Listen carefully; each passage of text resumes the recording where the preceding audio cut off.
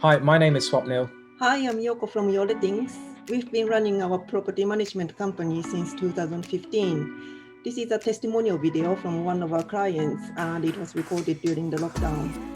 We've interviewed one of our landladies whose name is Amita, and we've been managing her service accommodation for over 2 years. Service accommodation is very similar to Airbnb, and in this video we go into much more detail and explain what it's about, and also show you how we managed to get £6,000 a month income from one property. Hope you find this video useful. So, Amita, can you welcome on the call? Thank you so much for taking time out, and just wanted to just have a chat with you so that anyone that's watching this can actually get to understand what we do, and also from your perspective, and why this strategy that we're going to be talking about is such a great strategy for any landlord out there. Firstly, the first question is, Amita, what's your name and where are you from, and how you got into property, really? So I'm Amita Patel. I live in London, and I got into property almost about 10 to 13 years ago. So me and my husband, after we got married, we started investing in property. So he had a property already with his mum. And then we obviously were buying our own place to live. And what happened, we actually bought that first property. It was actually in Harrow. We realized that that's not where we want to live. So we ended up letting it out. And then we actually ended up buying a second place, which is now our residential home where we live. So we kind of got it into that way, a bit accidentally, I would like to say. But actually, we went on a few property courses. Atish came across some ads in the Metro, and there was a company called Financial Building Family that were advertising property courses. So we went along and actually thought, you know what, there's a lot of money to be made if you are getting into property. And that kind of, I suppose, whet our appetite a little bit. And then afterwards, we kind of got sold onto their courses, and we did various different courses to do with property, because there's so many angles you can go down as far as property is concerned. It's not just a one-trick pony. So we decided to kind of take that further, and then decided to do other courses with other companies to explore what's the best way to make money. Because at the end of the day, if you're looking at it from an old school generation, many previous property entrepreneurs kind of got into it thinking that they know what they're doing, and they didn't really spend time or money educating themselves, learning about property. And we didn't want to do it that way. We wanted to learn about it, make sure we kind of, minimize as many, costing mistakes, building mistakes, structural mistakes, property location mistakes, wherever possible. And kind of learn how to do it. There is never a right answer every step of the way, and you're always going to make mistakes even if you go and learn how to do it. But it's part of the learning, and that's part of the fun at the end of the day. So we've kind of got into a place where we've actually learned about property, invested in property. We have a total of 10 properties in our portfolio. So they're not all in London, some in London, and most of them are out of London, actually. Brilliant. So, I mean, that's really true though, isn't it? And most people know property is the place to be and invest in. There's so many pitfalls, and completely understand. We did the same thing. We went through quite a lot of courses and things, and then you end up buying more. But yeah, that's just normal for everyone, I think. But it's just, it's right, isn't it? You need to educate yourself before you get into stuff, and people just randomly jump into things and then burn themselves. So, so thank you for saying that. But one of the questions I got for you is what made you, there's so many different strategies. Like the ones that we're working together with is one called service accommodation. So what made you pick that, and how would you describe service accommodation to someone that's just doing single let sort of thing? So I basically got into service accommodation after attending one of the progressive property courses in Peterborough. And when I actually learned what the strategy entailed, and the fact that you can make probably 3 to 4 times as much money as you could with a single buy-to-let, then I definitely knew that actually with all the tax changes and laws that are changing as far as property is concerned, actually doing a single buy-to-let property is not going to be tax viable and profitable at the end of the day. So I was looking for alternative ways, alternative strategies of how we can actually grow our money faster with the property portfolio that we had. So we're not necessarily looking to invest in new property, but it was about making the property that we have work better and more efficient for us. So we got into service accommodation after I'd come back from my course. I'd done a bit more research, looked at locations and things like that. So I already had 2 HMOs in Peterborough. And I thought, actually, the situation we were in at the time, the tenants weren't paying rent properly. We had LHA tenants in there, so they were on benefits. And, you know, there was months and months that went by where they were not paying rent on time. So you get to a point where you're like, it's financially not viable for you. At the end of the day, you have a mortgage to pay, you have bills to pay still. So you need to make sure that whoever is staying there, they're actually good tenants. So anyway, I looked at the service accommodation strategy a bit more in depth and looked at what it entailed. And then I was looking for somebody to kind of switch from a HMO strategy to a service accommodation strategy. And that's where I came across you guys on Facebook and contacted you to find out how you can help. Have you tried service accommodation just before it or not? Did you kind of, you knew of it obviously, but just, yes. So I had trialed it. I have a property up north in Haworth, where it's more like a tourist area. So I thought, okay, let me try the tourist market in that particular area and see how that works. Now, based on the fact that tourism is very seasonal, it's, you know, you have a few months of peaks and you have many months of troughs. So after having a service accommodation in Haworth for approximately, we kept it going for about 1.5 to 2 years. I realized actually if you kind of monetize it and look at the overall profits on an annual basis, it wasn't working for me. So I decided to close it down and we switched it back to a single buy to let because there's nothing more that could be done with it. It's a 1-bedroom terraced house and there's not a lot you can do with it. So yeah, and then I thought, you know what, I know where it might work. So that's where I decided to give it a go in this Peterborough property that we have with you guys. So how would you describe service accommodation to someone that's never heard of it before? What would you say, like from your point of view, what is it kind of thing? Service accommodation, I know a lot of people bang on about the term Airbnb, and it's been, you know, associated with service accommodation for many, many years. For those that know what service accommodation actually is, it is literally renting your property out on a short-term let basis. It's not like you've got one fixed tenant staying there for 2 years, 3 years, 5 years. It's people staying there for a short periods of time.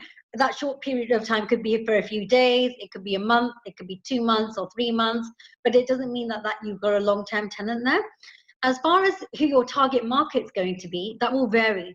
That will vary on the location of your property, the type of property that you have, and what that area is famous for, I guess. So if you're in a touristy area, then you know that you're going to get a lot of tourists wanting to come and stay whilst they're out there for weekends or long vacations. The property where we've got Outfield, it's pretty much a contractor market. And that's what we decided to go down because we know that that was going to be the best form of strategy that we would actually make money from. Yep. So that's where we are with Outfield at the moment. So this next question is probably going to surprise a lot of people. So what would you say is like, service accommodation is very good for cash flow and what's been the most you've made from this property since we've been working together, like your monthly cash level? I mean, they'll believe it coming from you. So it's just what's been how would you just let someone know like what cash level can they expect in their property? So at Outfield, the optimal amount of cash that we've ever earned has been about £6,000 a month. And to be honest, that it was the most amount of money I've ever made up in any one of my properties. And I knew once I started making that actually service accommodation is definitely a strategy that I want to stick to. And I'm not going to let go of it until something drastically goes wrong. Yeah. Now, you know, £6,000 to some, they would be thinking, well, that's not possible. That's just a made up figure plucked out of the thin air. That's fine if you want to believe that, but I also know that there are other people working in service accommodation that make this on a regular basis. It really does depend who you're targeting your property to, what types of people are staying there, and at the end of the day, your property, like for example, if you're selling your house, your property is only worth what the buyer is willing to pay for it. In the same way, I'd like to compare that to service accommodation. You will be able to charge what people want to pay for it. So it also depends on, like you said, who you're marketing to. So you have to base your pricing strategy accordingly. You can't just whack up a room rate, let's say, for £200 a night if you're not in an area that commands £200 a night, right? So you have to really look at who's going to be staying there. And for us, looking at the contractor market, we know that we want it to be a cheap and cheerful property where, you know, contractors can finish work, come back to the apartment or the house, take their weight off their feet and chill out, and not really have to worry about having to clean the house or having to worry about staying in a hotel where the room sizes are quite limited and restricted in size. I'm worried about, oh, I'm going to have to get a takeaway tonight. What am I going to do because I don't have any cooking facilities, etc. So this is like an opportunity for them to literally stay in a place, a home away from home, really. Yeah, no, it just makes so much sense for them as well. Because they come in groups, it turns out to be a lot cheaper for them as well, which is always a good incentive, isn't it, for them? Yeah. So, so if we go back a bit in the sense of just before we met, really, how would you describe what you was doing and what made you reach out for someone? You know, like when we just before we started working, how would you say, what was you doing? Why were you looking for someone? You know, if you would be able to just kind of say where you was, and we're just trying to show people as to what's happened now, kind of thing. So before you guys took on Outfield as a service accommodation property, we had it as a HMO. So we had LHA tenants living there, and it was actually managed by another company who is also based in Peterborough. Now, they were good in terms of collecting rent. They were good in terms of giving me a rental statement every month to tell me how much expenses had gone out before income had come in. But getting maintenance done, sorting out issues with tenants took a lot longer and a bit more extra time compared to working with you guys. I know from working with you now, which I have been for over 2 years, that if I ask you to do something, you're on it. And I know it will get done. I feel confident that it will get done. I don't feel I've had to ask you more than twice to do anything at any one point in time. And I just wanted to have that hands-off approach because I live in London. It's not feasible for me to physically be there and handle things myself. So I wanted to work with people who would actually listen to me, to listen to the demands of the tenants and the guests that are staying there in the property, but also to listen to my demands as a landlady, right? I don't have demands, but as such, I will make some requests of you sometimes, right? So I wanted to be able to work with people who I get on well with and who I know I can rely on. No, that's brilliant. No, thank you as well. I mean, I was going to ask you what would you say has been the good things? It's probably more Yoko than me, but just how would you describe to someone how the service has been? I know you kind of already mentioned it a little bit, but what few things what stood out for you, maybe compared to someone else or anything? So like any property, right? All properties have issues going on. All properties require maintenance. All properties have guests that are great guests and not so great guests and things like that. I know that if there was ever an issue at Outfield, that you guys would be there pronto to sort it out.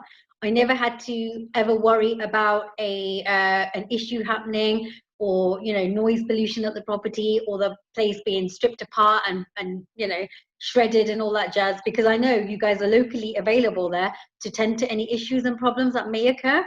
So I think for me, knowing that I could rely on you guys, and that comes from the way we communicate with each other. If you have a good communication and a great relationship with the people that you're working with, then it's team effort. If you have a team on board that you can rely on, and you can pick up the phone, or you can send a text message or whatever and say, look, I've got this issue going on, can you please sort it out for me? Then that's the key thing to any relationship, to any business.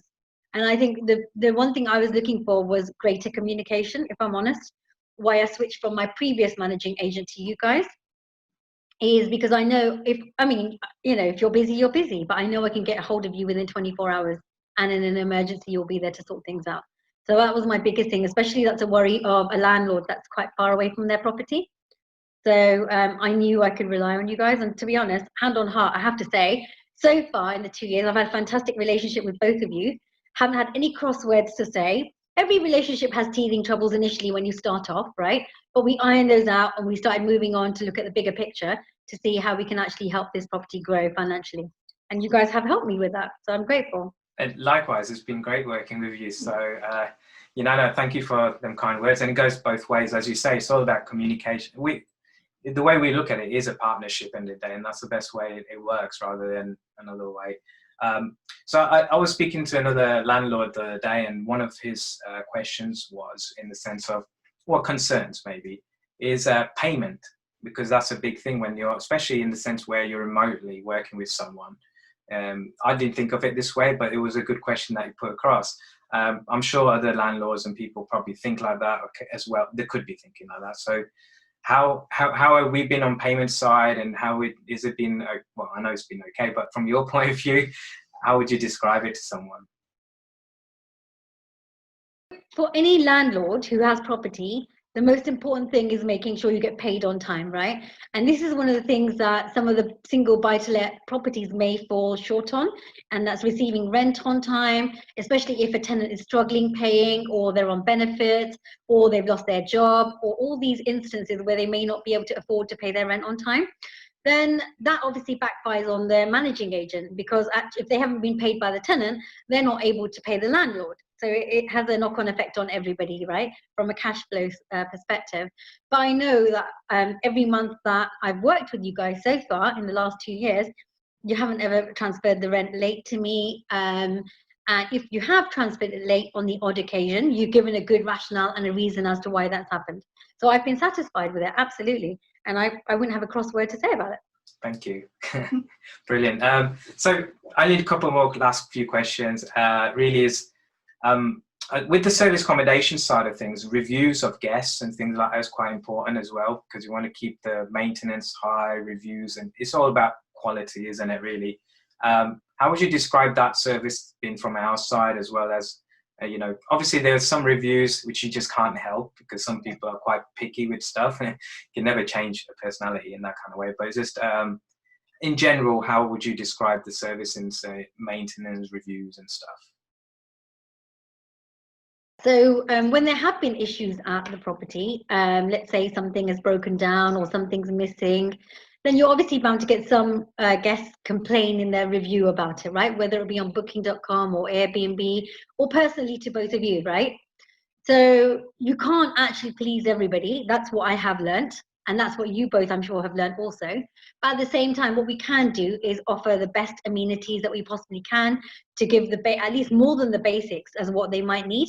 Because if they were just getting basic amenities, they could quite happily stay in a hotel, right? That's not what we are.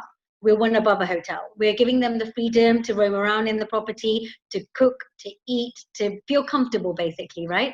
So we've done our level best to make sure that if we did have a negative comment or a review, that we looked at it, we listened to our customers, and we tried to rectify things in the best way possible going forward to limit the amount of negative reviews that we could get from potential guests, right? So working with both of you hand in hand, we were able to do that.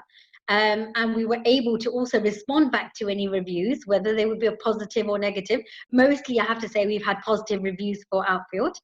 But we were able to construct feedback back to the guest and say, apologies that this was not there on your stay. However, we've amended this or we fixed this, and we're now offering this for future guests. And I think as long as a guest finds out that they're actually being listened to and heard, I think that's the most important thing. The worst thing for any guest staying at your property is not to be heard of and not to be listened to, and their voice being on foul ears.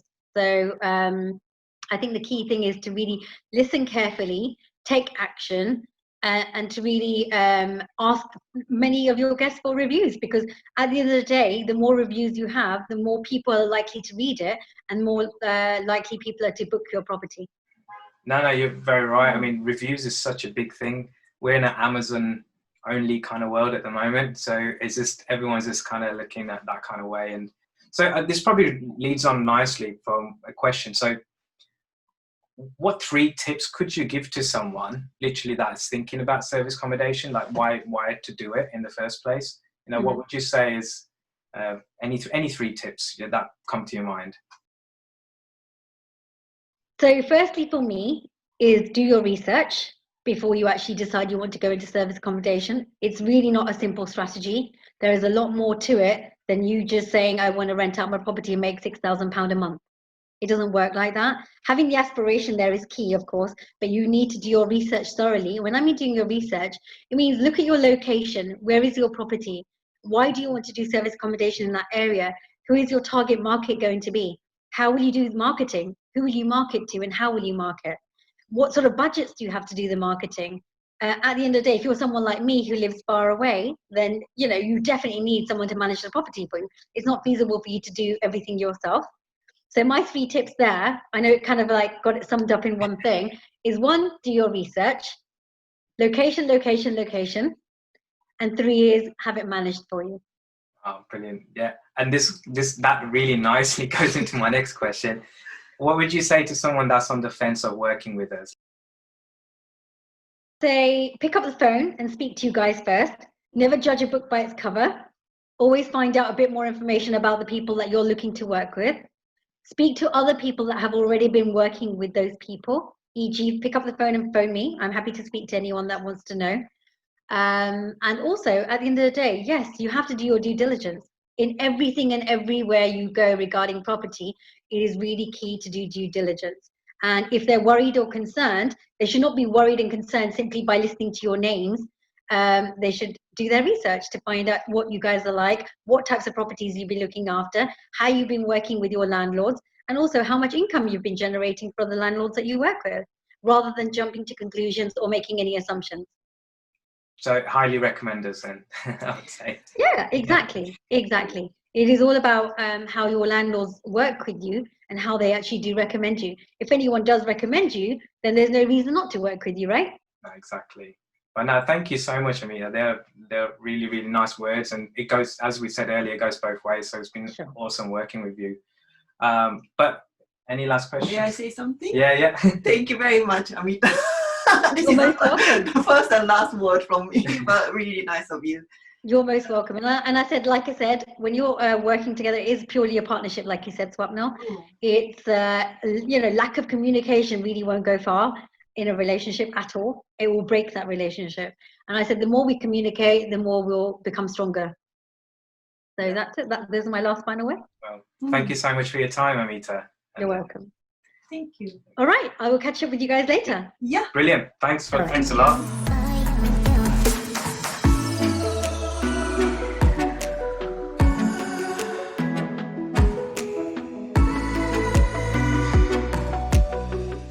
Thank you so much for watching this video. If you like this video, please hit the like and leave us a comment. If you would like to know more about our property management service, please contact us. See you again on our next video. Bye-bye.